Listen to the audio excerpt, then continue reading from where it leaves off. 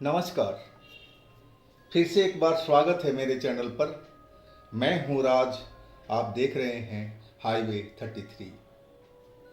दोस्तों, आज की जो कहानी है ये जगदीश जी ने शेयर किए हैं। जगदीश जी यूपी के कानपुर के आसपास के रहने वाले हैं और इस घटना को जब हुआ था वो साल थी 1990। जगदीश जी की उम्र लगभग 25 साल की रही होगी जब ये घटना उनके साथ घटी थी। जगदीश जी एक ट्रक ड्राइवर हैं। तो चलते हैं इनकी कहानी में। लेकिन दोस्तों, आपने मेरे चैनल को सब्सक्राइब नहीं किया है तो जल्दी से कर लीजिए और साथ में बेल आइकन को दबाना ना भूलिएगा। तो शुरू करते हैं आज की ये कहानी। दोस्तों, मेरा नाम जगदीश है। मैं एक ट्रक ड्राइवर हूँ। दोस्तों, मेरा जो काम है ट्रक ड्राइवरी का, जब हम अपने घर से निकलते हैं तो हमें अंदाज़ा नहीं होता कि हम घर वापस कब लौटेंगे। जाना तो हमारा तय होता है कि आज हम निकल रहे हैं, लेकिन वापसी का कोई टाइम पीरियड, कोई दिन हमें मालूम नहीं होता। हम एक शहर में जाते हैं और कई शहरों से घूमते हुए और फिर हम, अगर तकदीर भाग्य सही रहा तो हम जल्दी अपने शहर में आ जाते हैं, नहीं तो करीब महीना 1.5 महीना भी हमें लौटते हुए लग जाता है।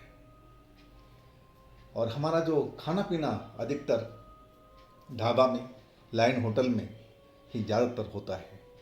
हाँ बिल्कुल, हमारे पास में फुर्सत की टाइम हो तो हम लोग के पास में खाना बनाने का सब कुछ होता है और फुर्सत के टाइम में हम लोग अपने मनपसंद खाना को भी बनाते हैं, उस खाने को एंजॉय करते हैं। तो ये तो रही हमारी पहली कहानी कि हम लोग कैसे अपना जीवन व्यतीत करते हैं। अब चलते हैं हम अपनी उस घटना की तरफ में। दोस्तों, वो महीना मैं कभी भूल नहीं सकता हूँ जब मैं अपने घर से निकला था। ठंडी का महीना था, जनवरी स्टार्ट था और शीतलहर जारी थी। हम गए थे गुवाहाटी, लेकिन जब वापस हम लौटे तो कई शहर को हम घूम आए थे और तब जाके हमारा कानपुर शहर का माल मिला था वापसी का। और जब हम वापस लौट के आए तो पूरे 22 दिन गुजर गए थे। लेकिन हमें खुशी थी कि हमारा ट्रिप जो था बहुत जल्दी ख़त्म हो गया, नहीं तो महीने से ऊपर जा सकता था। अब हम 2 या 3 दिन अपने घर पर आराम कर सकते थे। इसके बाद फिर अपना ट्रक ट्रांसपोर्ट में हमें लाइन में लगाना होता और फिर जहाँ के माल मिलता हम वहाँ निकल जाते। अब जो हमने बाहर से माल लेके आया था वो हमारे शहर का ही था। जब हम अपने शहर में एंट्री हुए थे तो 9:30 के बाद का टाइम था और इसके बाद करीब 1.5 घंटा हमें लग गया था माल खाली करने में। हमारा जो असिस्टेंट था वो आसपास का ही रहने वाला था, शहर का ही रहने वाला था। वो तो हमसे छुट्टी ले गया कि उस्ताद अब कब आना है। मैंने बोला कि ट्रांसपोर्ट में आके पता कर लेना, 2 दिन के बाद में हम यहीं पर मिलेंगे। वो तो अपना चले गए घर को और मैं अब अपने घर की तरफ निकलने लगा। हमारा जो रास्ता था करीब 1 घंटे का रन था ट्रक के द्वारा और मैं अपने रास्ते पर निकल चुका था। शहर में तो धुंध कम थी, लेकिन मैं जैसे जैसे देहात एरिया में बढ़ने लगा, रोड पर कोहरा बहुत जमा हुआ था। कभी कोहरा ज़्यादा दिखाई पड़ता तो स्पीड कम करनी पड़ती थी, फॉग लाइट जलानी पड़ती थी। और जहाँ धुंधला कम होता था तो वहाँ हम स्पीड को बढ़ा देते थे। मैं आधा से अधिक अपना रास्ता पार कर चुका था और तभी अचानक जो कोहरा था बहुत घना दिखाई पड़ने लगा।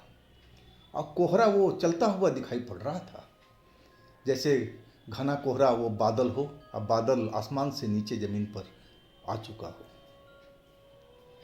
एक तो शीतलहर चल रही थी, ठंडी वैसे ही थी और हम उस कोहरे से बचने की भरपूर कोशिश करने लगे। फॉग लाइट सारा कुछ जला दिया था ताकि आगे का रास्ता मुझे साफ नज़र आए। लेकिन इतना गहरा जो कोहरा था, हमें बिल्कुल साफ कुछ भी नज़र, विजिबिलिटी बिल्कुल कहा जाए तो जीरो हो चुकी थी। मुझे अपना जो ट्रक था बिल्कुल धीरे धीरे स्पीड में, कहा जाए कि जैसे पैदल कोई इंसान चल रहा हो, उसी हिसाब से मैं ट्रक को आगे बढ़ा रहा था। और कुछ दूर चलने के बाद में मुझे एहसास होने लगा कि मैं कहीं गलत रास्ते पर तो नहीं चल दिया, क्योंकि वहाँ पर आसपास के जो भौगोलिक एरिया था मुझे कुछ अनजाना सा लगने लगा था। क्योंकि वो मेरे गांव का रास्ता था, मैं हमेशा उस रास्ते से आता था जाता था, तो मुझे वहाँ का भौगोलिक एरिया जो था वो अच्छी तरह से याद था। मैं थोड़ा और आगे बढ़ा, यानी हो सकता है मेरे दिमाग में ये बात गलत लग रही हो, लेकिन रास्ता यही हो। थोड़ा और आगे बढ़ा, और आगे बढ़ने के बाद में लगने लगा कि आगे तो रास्ता ही नहीं है, इतना गहरा कोहरा छाया हुआ था। मुझे ट्रक को रोकना पड़ा। डीपर लाइट मैंने ऑन कर दिया था और मैं जो कोहरा था उसको छटने का इंतज़ार करने लगा। 5 मिनट के आसपास मैंने इंतज़ार किया, लेकिन जो कोहरा था वो तो बढ़ता ही जा रहा था। अब तो ऐसा हो गया था कि लग रहा था कि ट्रक के अंदर में भी खिड़की द्वारा कोहरा अंदर घुस चुका था। मैं ऐसा कोहरा से कभी पाला नहीं पड़ा था, तो घबराना तो उचित था ही। मैं आसपास देखने लगा, लेकिन जो आसपास का नज़ारा था उस कोहरा में कुछ अलग ही बयान कर रहा था। वो लग रहा था कि जिस एरिया पर हम जिस रोड पर जा रहे हैं वो रोड गलत है, वो हमारा गांव का रोड नहीं है, हम किसी गलत रोड पर आ चुके हैं। क्योंकि मुझे एक खंडहर दिखाई पड़ रही थी जो हमारे रोड पर आती नहीं थी, और उस खंडहर के पास में एक जगह पर मुझे रोशनी का किरण दिखाई दे रहा था। शायद वहाँ पर कोई लाइट जल रही थी, शायद वहाँ पर कोई इंसान था उस जगह पर। मेरे मन में शंका बहुत थी कि मैं गलत रोड पर आ गया हूँ, लेकिन अपने शंका का निवारण कैसे करूँ। अब निवारण के लिए तो एक ही जगह थी, वो रोशनी। मैं अपने ट्रक से उतर कर के और उस रोशनी की तरफ चल पड़ा था। वो खंडहर से थोड़ा पास में ही लगा कि कोई घर है, पुराना सा घर है। अब मैं वहाँ पर गया तो देखा कि बाहर एक पुराने ज़माने की लालटेन सी जल रही थी। उसकी रोशनी काफ़ी अच्छी नज़र आ रही थी। वहाँ पर जो कोहरा था बहुत कम था, और सड़क पर तो जैसे लग रहा था कि पूरा कोहरा घेरे हुए था। ये चक्कर मुझे कुछ समझ में नहीं आ रहा था।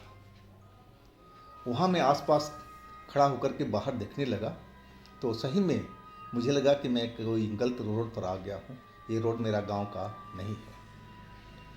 और वो लालटेन वाली जगह पर मैं आवाज़ लगाने लगा कि कोई है, आप ज़रा कोई हो तो बाहर आओ, मैं एक मुसाफिर हूँ, रास्ता भटक गया हूँ।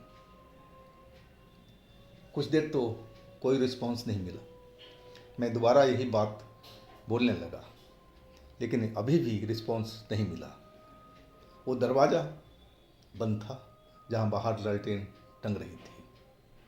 अब मैं उस दरवाजे को नॉक करने लगा कि कोई है घर में, आप ज़रा 1 मिनट के लिए बाहर आ जाएंगे, हमें रास्ता बता दीजिए, मैं एक मुसाफिर हूँ। और झटके से दरवाज़ा खुला तो अंदर रोशनी भरी हुई थी, अंदर भी लालटेन जल रही थी। मैं इस लालटेन को देख करके थोड़ा भौचक्का रह गया था कि लालटेन का ज़माना तो अब था नहीं, अब तो हर जगह पर बिजली लग चुकी थी। लेकिन हो सकता है यहाँ पर कनेक्शन ना हो, मुझे ऐसा ही महसूस हुआ था। और तभी अंदर से एक सुरीली सी आवाज़ आई, आ जाओ अंदर आके बोलो क्या बात है। मैं झिझकते हुए अंदर चला गया। मैं देखा, वो देखने में बाहर में छोटा सा घर लग रहा था पुराना, लेकिन अंदर में तो बहुत बड़ी जगह थी। और लालटेन की रोशनी, छोटी सी लालटेन की रोशनी काफ़ी दूर तक उसकी रोशनी जा रही थी। एक चारपाई सी बिछी हुई थी, एक तख्त लगा हुआ था। तख्त पर भी जो तकिया था पुराने ज़माने वाला रखा हुआ था, और उस पर भी बिस्तर बिछा हुआ था और खाट पर भी बिस्तर बिछा हुआ था। मैंने देखा तख्त पर एक सुंदर सी लड़की, जवान लड़की बैठी हुई थी और जो खाट था, खाट के ऊपर में कोई चादर ओढ़े सो रहा था। अब मेरी नज़र उस लड़की पर पड़ी। मैंने उसकी तरफ देखते हुए बोला, माफ़ कीजिएगा, मैं आपको इस वक्त में आपको तकलीफ़ दे रहा हूँ, मैं रास्ता भूल चुका हूँ। क्या ये मेरे गांव का रास्ता है? अपने गांव का रास्ता बताया। तो वो लड़की मुस्कुरा दी, बोली, नहीं, ये आपका गांव का रास्ता नहीं है, आप गलत रास्ते पर आ गए हो। खैर, आप मुसाफिर हो, पानी वानी तो पिएंगे ही, थके होंगे। मैंने बोला, नहीं नहीं, मैं ट्रक चालक हूँ, मेरा ट्रक बाहर ही खड़ा है और आप मुझे थोड़ा सा आइडिया दे दीजिए कि मुझे किस तरफ से जाना पड़ेगा। वो कहने लगी कि रुको, 2 मिनट रुको, मैं आपको चल कर के बाहर रास्ता दिखा दूंगी, लेकिन आप मुसाफिर हो, हमारा फ़र्ज़ है आपका पहले चाय पानी पूछने का। और वो एक गिलास में उठी और मटके से पानी निकाल कर के मेरी तरफ ले आई। मैंने समझा शायद इनका स्वागत करने का यही तरीका हो किसी मुसाफिर के साथ में। चलो, ये तो बहुत अच्छी बात है, ऐसा होना भी चाहिए। वो पानी को मैं पीने लगा। पानी ऐसा लगा कुछ अलग सा टेस्ट था उसमें। ऐसा लगा कि जैसे कोई गुलाब जल मिक्स हो, सुगंध ऐसे ही आ रही थी। और मैं थोड़ा ही पानी पिया और उसके बाद तो मेरा सर चकराने लगा था। मेरे हाथ से गिलास छूट गया था और मैं लहरा करके ज़मीन पर गिर पड़ा और फिर मुझे होश नहीं रहा। मैं जब होश में आया तो मैं उसी तख्त पर पड़ा हुआ था और मैं बिल्कुल अकड़ा हुआ था। कहा जाए तो मेरे हाथ पाँव बिल्कुल काम नहीं कर रहे थे, जैसे लग रहा था कि पैरालिसिस का शिकार बन चुका हूँ। बस मेरी नज़रें जो थी, मेरा दिमाग था, वो काम कर रहा था, लेकिन मैं अपना पैर भी नहीं हिला रहा था, ना हाथ को भी मूवमेंट दे रहा था। बस मेरी नज़रें और मेरा दिमाग ही उस वक्त में काम कर रहा था। मैं जब नज़र दौड़ाया तो सामने अपने पैरों की साइड में इधर चारपाई बिछी हुई थी, उधर में जो इंसान उस टाइम मुझे सोते हुए दिखा था चादर ओढ़े, वो अब वहाँ पर कोई चादर ओढ़े सो नहीं रहा था। वहाँ पर तो एक भयानक शक्ल वाला इंसान बैठा हुआ था। चेहरा इतना डरावना था कि मैं आपको बयान नहीं कर सकता। बिल्कुल काला काला चेहरा, किसी शैतान की तरह लग रहा था। उसकी लाल लाल आंखें और अपने हाथ में कोई मांस का बड़ा सा टुकड़ा जैसे कोई जानवर का हो और लेकर के खा रहा था। वो लड़की मुझे वहाँ पर दिखाई नहीं पड़ी, लेकिन उसकी नज़र हमारी तरफ नहीं थी। जो इंसान मांस को खा रहा था वो दूसरी साइड में था। मांस का टुकड़ा खाते खाते वो ख़त्म हो चुका था और उस लड़की को शायद वो आवाज़ लगाने लगा था, उसको बन्नी बन्नी करके बुला रहा था, बन्नी बन्नी जल्दी आओ, मुझे और भूख लगेगी, मुझे और खाना दे दो, मुझे और मांस दे दो। अब उधर से आवाज़ आई तो आवाज़ उसी लड़की की थी जिसने मुझे पानी का गिलास दिया था, जिसके पीते ही मैं बेहोश हो गया था। वो कहने लगी, आप थोड़ा सब्र नहीं कर सकते? मैं अभी किसी काम में हूँ, थोड़ा टाइम लगेगा, आप आराम से बैठे रहो, फिर मैं आपके लिए कुछ कुछ न लेके आती हूँ। लेकिन जो ये इंसान था, इसको तो बिल्कुल सब्र नहीं था। वो कहने लगा कि देखो, तुम देर मत करो, मुझे भूख बहुत ज़्यादा लग रही है। अगर तुम मांस लेकर नहीं आई तो ये जो तुमने बकरा यहाँ पर बेहोश कर रखा है, मैं उसको खा जाऊँगा। फिर मत बोलना कि मैंने उसको खा गया।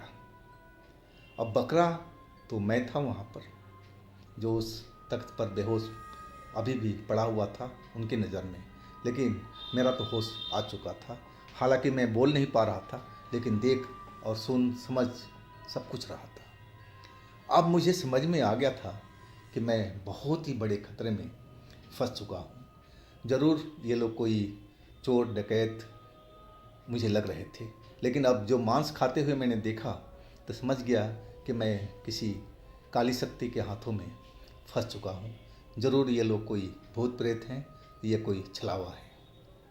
यानी कि मैं छलावा के बारे में बहुत सारे किस्से कहानियाँ पढ़ चुका था। इस रोड पर कभी कभी ऐसा भी होता था, और वही शायद मेरे साथ में आज घट रहा था। वो जो राक्षस था वो फिर चिल्लाने लगा, बन्नी बन्नी, मुझे भूख बर्दाश्त नहीं हो रही है, अगर तू नहीं लाएगी तो मैं इसको खा जाऊंगा। और उसका इशारा मेरे तरफ था। तभी वो लड़की मुझे दिखाई पड़ी, जो उस टाइम भी लाल कपड़ों में थी और इस टाइम भी उसी कपड़े में मुझे दिखाई पड़ रही थी। और उसके हाथों में एक बड़ा सा मांस का टुकड़ा और था, और उस इंसान तो नहीं बोल सकते, उस शैतान को वो टुकड़ा मांस को पकड़ा दिया और टुकड़ा लेकर के जल्दी जल्दी वो खाने लगा था। अब जो लड़की थी मेरी तरफ आने लगी। अब फिर मैंने अपनी आंखें, जैसे मैं बेहोश हूँ वैसे ही कर लिया था। वो लड़की मेरी तरफ में आई और फिर मुझे देख कर के वापस अपनी उसी काम की जगह में जहाँ अंदर से आई थी उस साइड में चली गई थी। अब जो ये शैतान था ये भी मांस का टुकड़ा खा चुका था। अब फिर वो बन्नी बन्नी, मुझे और भूख है, मुझे और मांस का टुकड़ा दे। लेकिन इस बार वो लड़की बहुत गुस्से में थी। वो कहने लगी कि अब मांस का टुकड़ा नहीं है, अब हमें कोई शिकार करना पड़ेगा तभी टुकड़ा मिलेगा। अब तुम सो जाओ, अब कुछ नहीं हो सकता है। और तभी वो शैतान मेरी तरफ मुड़ा, और तब मैंने उसकी आंखें जो देखी, मैं एकदम दहल चुका था।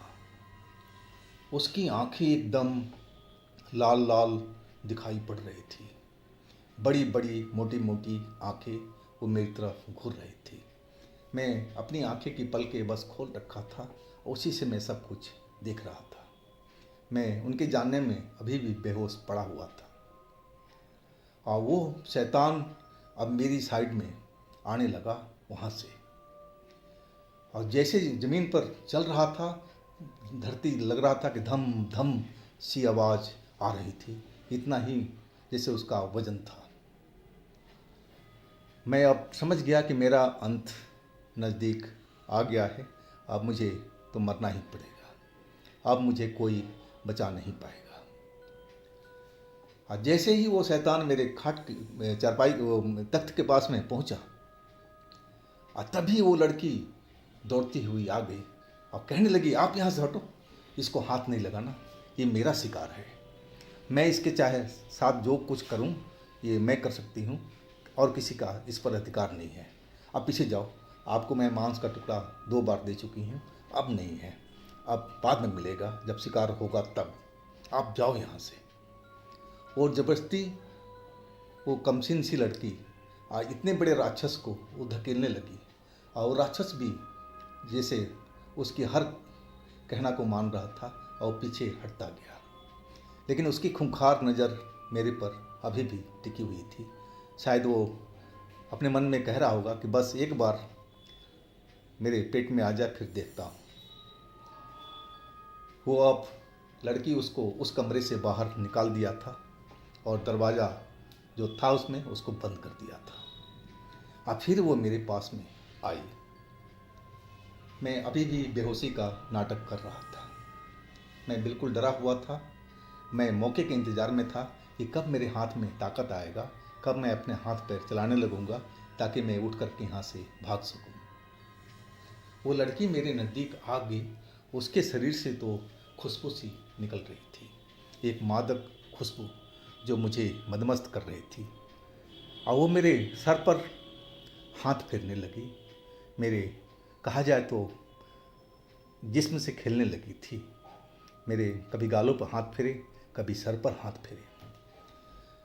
और उसी वक्त वो थोड़ा सा पीछे हटी और बोली कि मैं जान चुकी हूँ कि तुम होश में हो, आंखें खोलो अपनी।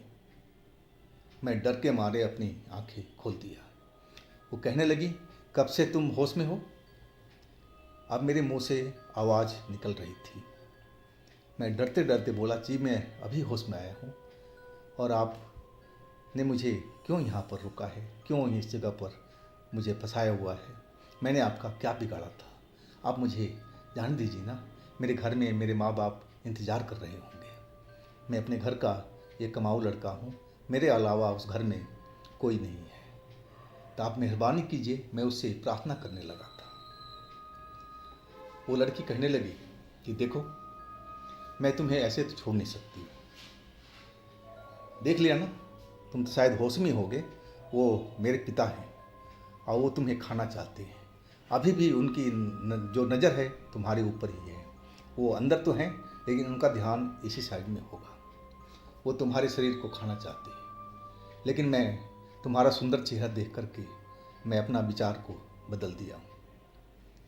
मैं तुम्हें एक बार मौका देती हूँ और ये मौका है कि तुम मेरा कहना मानो।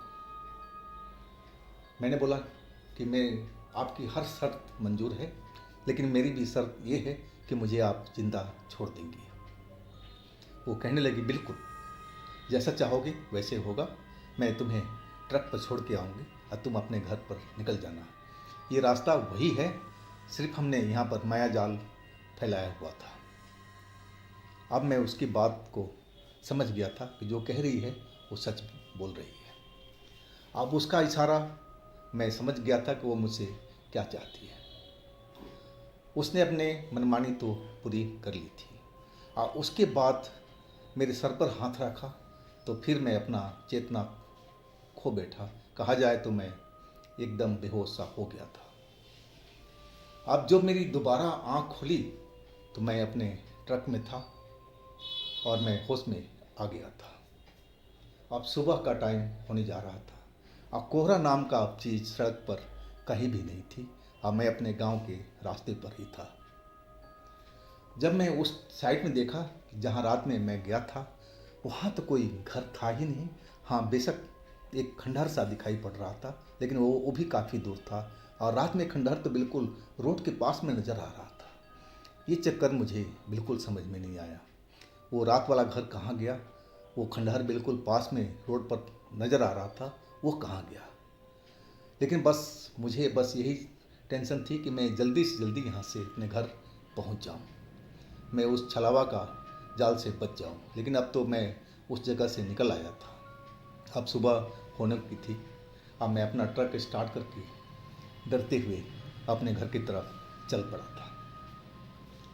जब मैं अपने गांव में पहुंच गया, ट्रक पार्क कर दिया, घर पहुंच गया, तब मुझे लगा कि मैं उस जगह से जिंदा बच के आ गया हूँ। घर पर पहुंच कर के मैं अपने मम्मी पापा सभी से अपनी कहानी को बयां किया कि मेरे साथ में रात में क्या क्या हुआ। मैं एक चीज़ भी छिपाया नहीं। ये छिपाना सही नहीं था। पता नहीं मेरे साथ में आगे क्या होता। और मैंने जो सब कुछ बताया बहुत उचित ही बताया था। उसके बाद में सुबह तो हो चुकी थी। गांव वाले धीरे धीरे हमारे घर पर आने लगे, सबको खबर लगने लगी। तब किसी ने बोला कि आप, मेरे पिताजी को बोला कि आप इसको एक बार किसी तांत्रिक के पास में ले जाओ, कोई तंत्र मंत्र करने वाले के पास ले जाओ या किसी मंदिर में ले जाओ। है कि एक बार इसको शरीर को चेक करवाना ज़रूरी है कि वो जो लड़की थी उसकी साया इस पर तो नहीं है, नहीं तो आगे चल कर के और तकलीफ़ होगा। पिताजी ने बोला बिल्कुल ठीक है। डरे हुए थे सब लोग। आखिरकार हमें एक पुजारी के पास में ले जाया गया और वहाँ पर पुजारी ने पूरी तरह से हमें चेक किया तंत्र से मंत्र से। लेकिन वो बोल दिया कि नहीं, इसके ऊपर में कोई शक्ति सवार नहीं है, ना कोई काली शक्ति है, ना कोई भूत है, ना कोई चुड़ैल है। इसका शरीर बिल्कुल सही है, डरने की बात नहीं है। और इसके बाद एक धागा सा दिया था, बोला अपने गले में इसको हमेशा रखो। तुम लोग तो ट्रक ड्राइवर हो और रात दिन चलते रहते हो, तो ये जो धागा है ये आपकी सुरक्षा देगा। और वाकई में उस धागा को काफ़ी दिन तक अपने गले में रखा था, क्योंकि हम लोग दूर दूर जाते रहते थे लेकिन हाँ, उसके बाद में उस जगह से जब भी मैं गुजरता था, ध्यान मेरी बरबस उस जगह चली जाती थी। लेकिन वहाँ तो कुछ था ही नहीं, ना कोई घर था, ना कुछ था। सपने में भी उस लड़की से कभी मेरी मुलाकात नहीं हुई थी उसके बाद में। तो दोस्तों, ये थी आज की जगदीश जी की अपनी कहानी। अगर आपके पास भी इस तरह की कोई घटना है तो आप मुझे इंस्टाग्राम पर या मेरे व्हाट्सएप नंबर पर शेयर कर सकते हैं। और दोस्तों, मेरे दूसरे चैनल पर जाइए, उनमें भी अच्छी अच्छी कहानियाँ हमने डाली हुई है जो बेहद आपको पसंद आएगी। उन कहानियों को भी मजा लीजिए। चैनल का लिंक मैं नीचे डिस्क्रिप्शन बॉक्स में दे रखा हूँ। एक बार उन पर विजिट कीजिए और उन कहानियों का आनंद लीजिए। आप मेरे इस चैनल को भी लाइक कीजिए, सब्सक्राइब कीजिए, शेयर कीजिए। फिर हम मिलते हैं अगली घटना में। आप लोग अपना बहुत ही ख्याल रखिएगा। नमस्कार।